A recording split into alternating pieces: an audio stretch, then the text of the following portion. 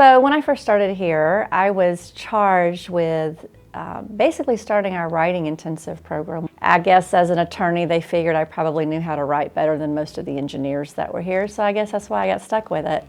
Deborah is a really good professor. She does a great job with young people. She's passionate about her law courses, and she's done a great job on our study abroad programs. She kind of pioneered some of those programs. Another charge that I've led here at the Construction Science Department was the Study Abroad program, which we started in 2008 when we took our first group of 24 students to London.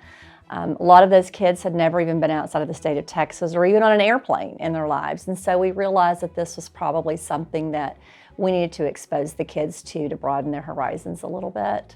Professor Debra Ellis was my Law 1 professor when I was here in the fall of 2002. I noticed that she really cared for the students a great deal, and she did that in two ways. I would say academically she had a lot of rigor in her class, and she really pushed us and stressed that we needed to stretch ourselves as writers. I think my favorite memories here in the department over the 20 years, did I say 20 years that I've been here, it's probably a compilation of a bunch of late August afternoons or mid-January cold mornings when we started our new classes for the fall and spring semesters, because the first day the kids are all in there and they're excited. It's a new beginning and they're a little nervous, and we just spend the first day trying to get to know one another and set the expectations, and I think those are my favorite memories.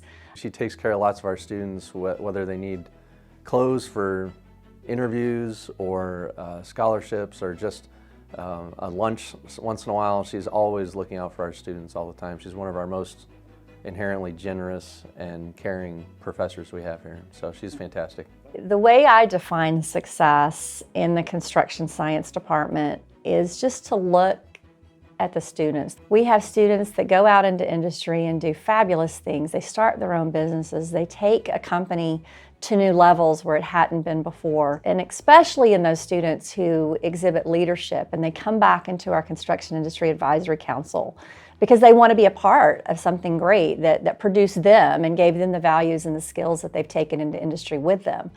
So those that exhibit that leadership and come back in and help us keep the program on track and grow it to where it needs to go in the direction that it needs to go, I think that's the level of success that we've had is those students coming back and helping us be even better than we were before. Her husband, Keith, is a former student of ours also. He's a home builder in town. They're both, as a team, great supporters of the Department of Construction Science. They've endowed scholarships in there. All of their children have either gone, are still in this program, or have graduated from this program. It's fun. I mean, I love being a part of this department. I love being a part of this industry. People ask me all the time, what kind of job do you have? Where do you work? And I say, I don't have a job. I don't work. I have a really great hobby that I love doing, but I don't for 1 minute consider it to be work or a job. It's just a fun thing that I get to do in life, and so I feel very fortunate.